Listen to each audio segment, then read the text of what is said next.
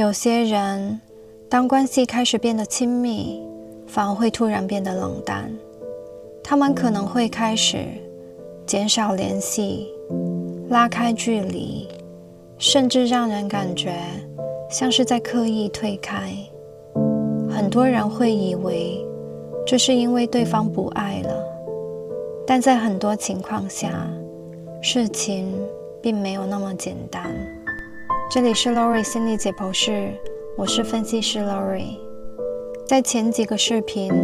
我们讲了一种在关系中非常常见的现象。有些人在关系刚开始时会表现得非常投入、热情、靠近，甚至给人一种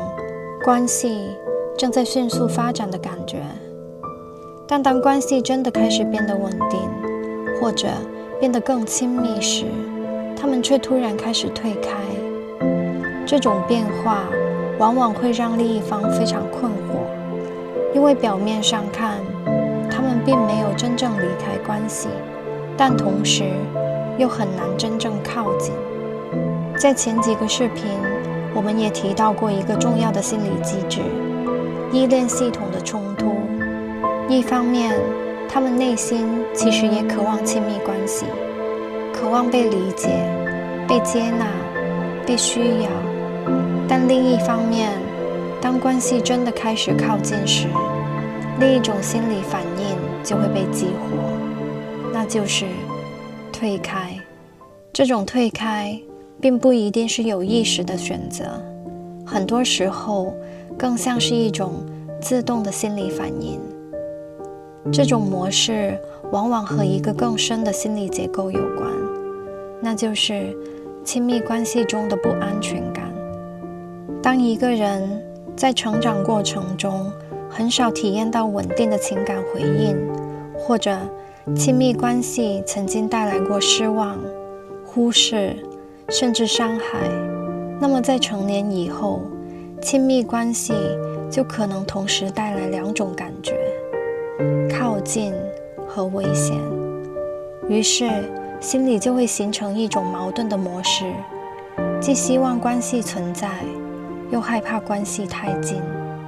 所以在关系里就可能出现一种看起来很矛盾的行为模式。当距离比较远时，他们会主动靠近，但当关系开始变得更亲密，情感连接变得更深，心理的防御就可能开始启动。于是他们会减少表达，拉开距离，或者让关系重新回到一个更安全的距离。这种模式往往不是因为他们不需要关系，恰恰相反，很多时候这是因为关系变得重要了。所以有些人在关系中的退开并不一定是冷漠，很多时候那其实是一种心理防御，一种在保护自己，不想再次经历失望或者被拒绝的方式。当亲密关系触碰到内心深处的不安全感时，心里就可能通过拉开距离来重新获得控制感。表面上看，这像是在远离关系，但从心理结构来看，很多时候这其实是一种对亲密的矛盾反应。所以当我们看到关系里的这些忽冷忽热时，很多时候并不是简单的爱或不爱的问题。在一些关系里，那可能是一种更深层的心理结构，一种既渴望亲密又害怕靠近的模式。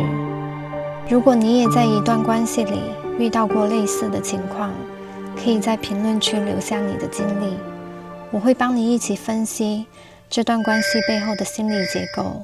以及它可能发展的方向。